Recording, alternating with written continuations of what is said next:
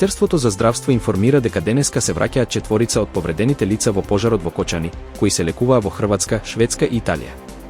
Во странство се уште се хоспитализирани 60 пациенти, без промени во нивната здравствена состојба, вклучително и кај критичните случаи. Во земјава моментално се лекуваат 7 пациенти, 4 на хируршката клиника Свети Наум Охридски, 2 во приватната болница Систина и 1 пациент на клиниката за пулмологија. Министерството продолжува со следење на состојбата и обезбедување најдобар третман и рехабилитација.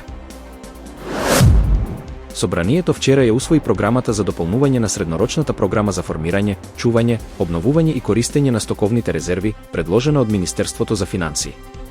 Со новата програма се предвидува складирање на 1300 тони ориз, односно 2400 тони оризова арпа, што ќе овозможи покривање на 60-дневна потрошувачка на оваа прехранбена култура. За реализација на оваа мерка ќе бидат потребни околу 100 милиони денари. Од Министерството нагласуваат дека оризот, како култура од исклучително значење за населението и погодна за долгорочно чување, е вклучен со последните измени на Законот за стоковните резерви. Резервите се формираат со цел на времено справување со воени состојби, вонредни околности, елементарни непогоди, еколошки катастрофи или пазарни нарушувања. Меѓу производите што ги сочинуваат резервите се пченица, ченка, јачмен, оризова арпа, прехранбена сол, сурово сончогледово масло, нафтени деривати, лекови и медицински средства.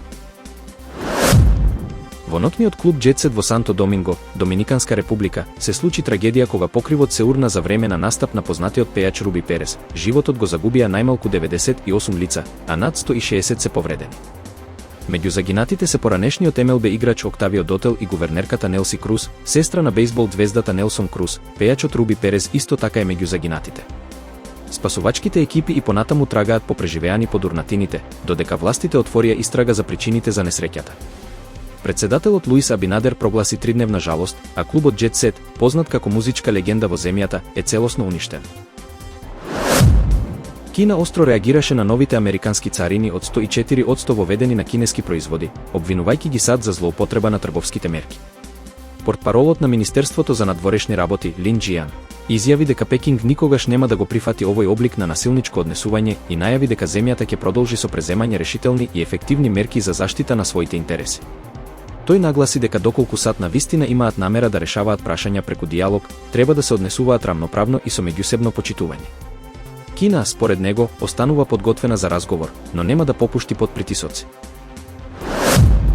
Премиерот на Унгарија, Виктор Орбан, најави мерки со кои се ограничуваат цените на 30 основни прехранбени производи.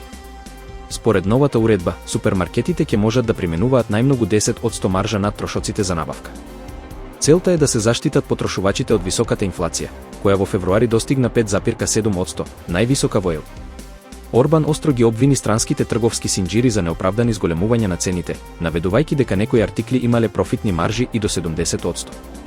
Тој истакна дека со овие мерки се штити стандардот на граѓаните, додека експертите предупредуваат дека ваквите регулативи би можеле да имаат негативни последици по малите трговци и руралните подрачја.